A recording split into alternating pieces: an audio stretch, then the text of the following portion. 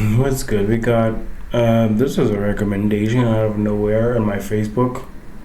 I'm not gonna link you my Facebook. I really don't like using it, but hey, it was a recommendation saying, "Oh, try SCP, whatever." They just said, "Oh, first watch a video to explain how SCP works, then watch a video of different SCPs." I don't know. I've only seen one video, not gonna lie, and it was from like this chick. So, wait, sorry, camera. Okay, it was only from this chick. That's it. One video. So we got one that says SCP explained. So I guess I'm gonna start there. Let's jump into it, I guess. In an undisclosed location, a woman is being tortured. The methods of her abuse are too horrific to be described, and her torturers are death row prison inmates, the absolute worst of the worst. This woman's torture is constant, and procedures are put into place to make sure she never becomes accustomed to the pain. If ever her torturers express sympathy toward their victim, their superiors will have them removed and replaced. If they try to rescue her or put her out of her misery, they themselves will be shot without hesitation. The woman being tortured is known only as SCP.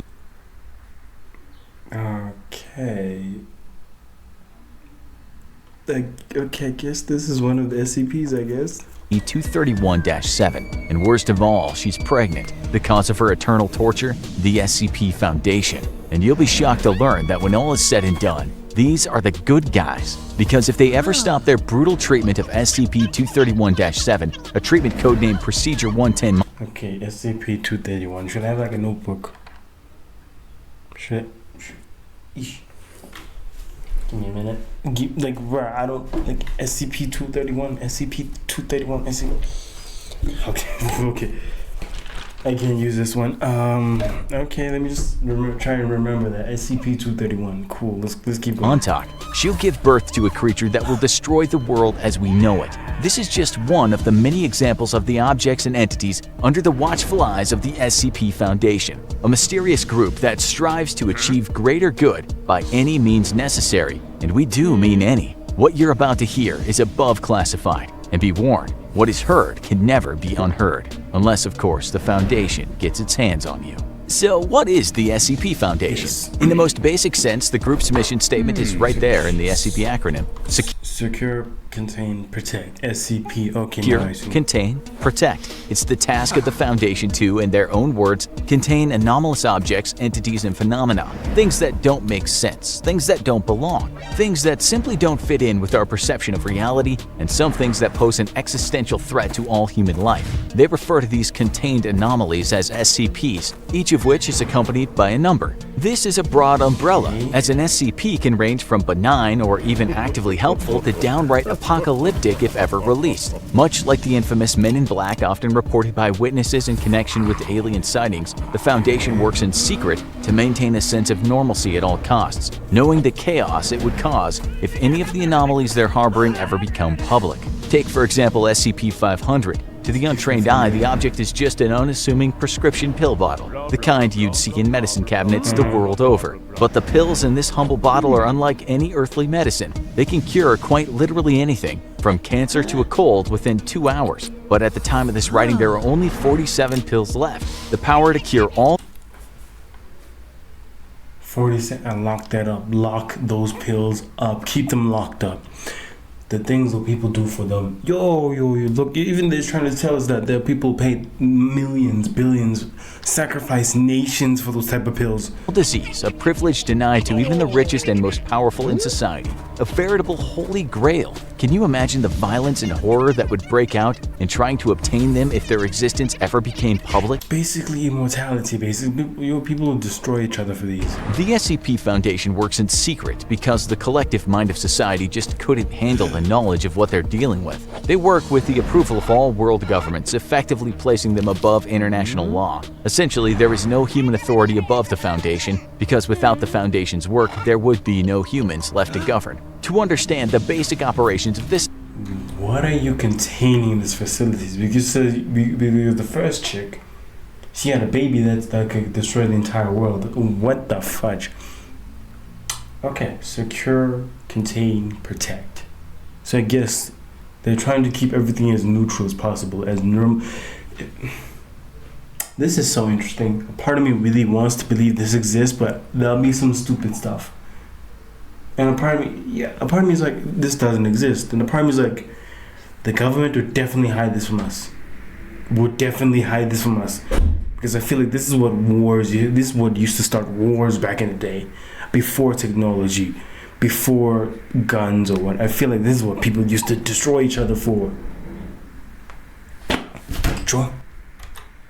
Above top secret organization, we need to delve a little further into that secure, contain, protect slogan. Secure refers to the Foundation's practice of constant global surveillance and observation in order to detect and intercept anomalous activity before it can interact with civilians or rival groups. Contain involves preventing the effects or influence of the anomaly from spreading by either, in their own words, relocating, concealing, or dismantling such anomalies, or by suppressing or preventing public dissemination of knowledge thereof. The latter can involve practices such as using advanced chemical compounds or technologies to delete and then rewrite the memories of infected civilians, or even committing mass murder if necessary to cover their tracks. The SCP Foundation has in the past wiped out entire towns of innocent civilians to prevent dangerous information about the SCP spreading beyond their control. They can take lives at their own discretion and consider almost any crime to be permissible when the alternative is Armageddon. And finally, protect pertains to all operations meant to protect mankind from the SCPs, up to and including neutralizing and destroying them when possible. Some SCPs, such as the infamous SCP-682, a nigh-indestructible genocidal reptilian, have proved to be almost impossible to destroy. Research is ongoing in many cases as the Foundation explores any and all possible methods of reducing the threat of more dangerous SCPs. In order to help them categorize the thousands of strange and horrifying anomalies under their watch, the Foundation has created a system that… Give me a minute, I'm lost. Oh, okay, I'm not lost. I'm not lost. I need a minute to process all this. So there's an SCP that's a lizard that cannot be killed. Contain that. If you even can contain that somehow, just contain it. Oh, a part of me, I feel like I'm gonna regret getting into this series, but Silana, we're here. We're here. How do you say here in Afrikaans? We're here. Y'all, we're just here. We're gonna suffer together. We're all in this together. Oh man, I'm trying to cope right now. I'm trying. Organizes the SCPs based on the difficulty of containing them. The first of the primary object classes is Safe, pertaining to SCPs that require little, if any, resources to safely and properly contain. Examples include the previously mentioned SCP-500 pill bottle and… Wait, why don't you study what's in the pill to mass produce and… You know, no, don't do what I just said, because if they turn the pill into other pills, then they'll just sell the pills, then turn it to a class system where the oppressed and the rich will get the pills.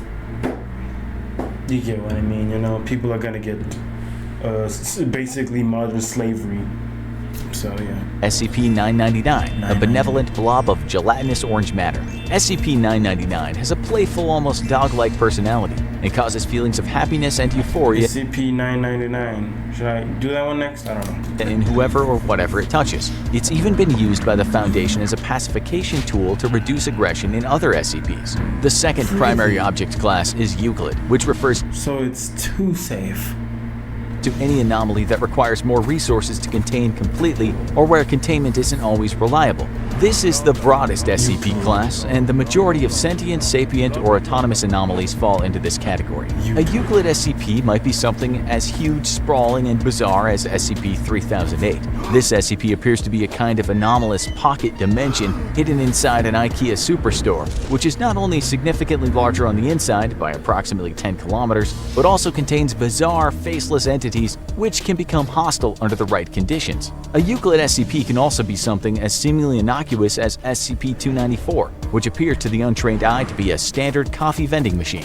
However, unlike any other coffee machine, the input system on SCP-294 is a QWERTY keyboard. This SCP can manifest any liquid typed in on the keyboard, from standard drinks like coffee and beer to more esoteric compounds like sulfuric acid and disease-infected human blood. During extensive tests, one subject requested the perfect drink and was given an odorless, lavender-colored liquid. After consuming the liquid, the subject went into a state of euphoric shock. The subject later committed suicide, leaving a note which read, "I'm sorry, but at this point everything's just one big letdown." Sadly, subjects dying. My God, you just requested the perfect drink. The perfect drink. And everything else. What the fuck do you expect? That's basically doing like drugs and like the most strongest drug, and everything to you else is none of that. Yo. During tests is not uncommon. The SCP Foundation essentially has limitless resources, including access to countless disposable workers and test subjects. The most common of these are so-called D-class personnel. Of course they're disposable workers. There's always disposable workers. Even in Men in Black. Go back and rewatch the movies. Which are death row inmates conscripted for the purposes of often lethal SCP experimentation or containment. The next primary object class is Keter, described by the Foundation as anomalies that are exceedingly difficult to contain consistently or reliably. With containment Keter or Keter. To me that sounds like Keter. I'm not good at spelling, but to me that looks like Keter. Procedures often being extensive and complex. This can either be due to being an extremely volatile and dangerous anomaly or just one that seems to defy known laws of physics or reality, and is thus extremely SCP-354 difficult to understand or contain. The SCP Foundation has a vast number of secret facilities across the globe, and while the Keter-class SCPs are not nearly as common as the Euclid class, they consume a great deal more resources to safely contain. One particularly terrifying Keter-class SCP is SCP-354, colloquially known by the Foundation employees as the Blood Pond. This SCP is a large pool of non-biological red liquid discovered in North Canada that appears to be a kind of interdimensional primordial soup. What makes this SCP particularly hard to contain, as well as extremely frightening, is the fact that hostile entities periodically emerge from the pond and must be... What the hell? What the hell? So are you telling me that at some point a whole dragon is going to come out of that pond? Okay, wow, that's a Keter. neutralized before they can escape the containment area. These entities have included a floating black sphere that can fire concentrated beams of deadly radiation, a 15-foot-tall reptilian humanoid that seemed immune to gunfire, and a homicidal metallic humanoid nicknamed the Terminator by Foundation personnel. The most highly classified primary object class of all is Thaumiel, which consists of SCPs used to contain other SCPs. This can range from SCP-7000-J, a book of Latin incantations bound in dinosaur skin that can summon various other entities, all the way to SCP-4006, which is the entire state of Massachusetts. Thaumiel class SCP You tell me an entire state is an SCP. Okay, cool. These are the most bizarre and esoteric of the anomalies dealt with by the Foundation, but thankfully, they often pose less of an active threat than many of the Euclid or Keter-class SCPs. Finally, as mentioned earlier, sometimes the SCP Foundation deems an anomaly too dangerous to contain and just needs to destroy it entirely. A terrifying example of a neutralized SCP, and a perfect illustration for just how strange and abstract the anomalies dealt with by the Foundation can be, is SCP-4991. This SCP manifested as a series of bizarre posts across a number of websites about an apocalyptic event that seemed to be occurring on a different layer of reality, and seemed to indicate that a kind of deadly parasitic and carnivorous insect was spreading like wildfire across the globe, causing death and destruction in their wake. The SCP Foundation neutralized SCP-4991 by tracking down, containing, and erasing all infected posts across the internet before it could spread too far. Who knows what would have happened if the Foundation hadn't intervened? As is often the case with SCP. So it's a post that when you read it, that it creates the events that are described in the post, basically. Okay. It's probably best just not to think about it. The actual structure of the SCP Foundation is surprisingly transparent, with personnel classification levels ranging from Class A to Class E. Class A personnel are considered vital to the strategic operations of the Foundation, and therefore are not allowed to be in direct contact in any way with any of the SCPs due to potential risks. Class B personnel are vital to local Foundation operations on SCP test sites, and are only permitted to be in contact with SCPs deemed to be relatively safe. Class C personnel are field agents that have far more direct contact with the SCPs and often put themselves at great risk in doing so. Class D personnel, as previously mentioned, are essentially cannon fodder thrown into the jaws of death to discover more about the more dangerous... What is E then? What is E? Because this goes to E. What is E? What is E? Experiments that aren't even considered human? Anomalies on the SCP roster. And finally, Class E personnel are personnel that have been already exposed to the potentially dangerous effects of an unknown anomaly. Class E personnel are placed into quarantine until they're deemed fit to return to work or terminated, depending on the results of their observations. In terms of actual roles in the SCP Foundation, the top of the pyramid are the O5 Council members, Class A personnel who have total clearance and oversee all Foundation operations. Below them are Site Directors, who manage the various physical Foundation facilities across the globe and report back to the O5 Council. On-site, researchers and containment specialists work together to better understand and combat the anomalies being housed at their particular facility. They're kept safe by the hard work of veteran security and tactical response officers ready to lay down their lives to prevent more dangerous SCPs from ever escaping and reaching developed areas. In the event that an SCP does breach containment and escape, or a new one is discovered, field operatives are dispatched by the Foundation to get the situation under control. These will consist of field agents who already operate across the globe and specialized mobile task force operatives. The SCP Foundation has eyes and ears everywhere. Their organization is influential and is embedded in every facet of society, ready to strike and suppress an emerging anomaly before any ripples of its existence can reach the wider world. Even here, we've only really scratched the surface of the SCP Foundation's extensive and frankly mind-boggling global and historical operations. There's plenty of information about the Foundation online, many of which people assume is pure fiction, but wouldn't that be the perfect cover for a real secret organization? Don't do this to me. Don't do this to me. Don't make me question if this exists or not, because I'm already there. No, let's continue with the video. Not today. Wanting to cover its tracks. As the quote says, the greatest trick the devil ever pulled was convincing the world he doesn't exist. Ultimately, the SCP Foundation is on the side of mankind, but that doesn't mean it'll always act in our best interests. After all, if it means preserving the peace and getting another anomaly under wraps, the Foundation won't hesitate to terminate you and everyone you know without a second thought. Whether you'd want to face off against the Foundation itself or one of the anomalies they wish to contain is ultimately up to you, but trust us, neither would end well for you.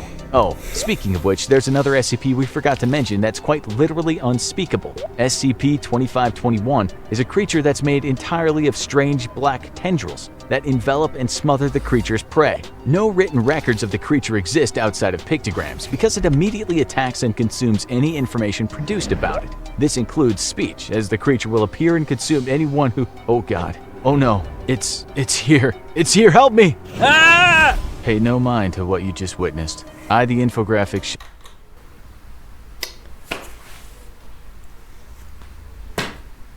I guess we have videos to watch about SCP stuff, okay?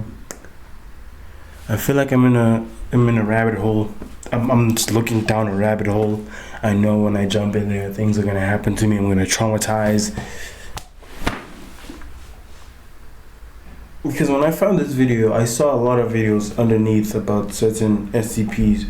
SCP-2 2451, 2451, SCP. I don't know what to start. I'm just gonna randomly find a video and just maybe I'll react to it another time. It's been me watching this video. Don't know how to feel right now. I need some water. SCPs, wow. Peace, just wow.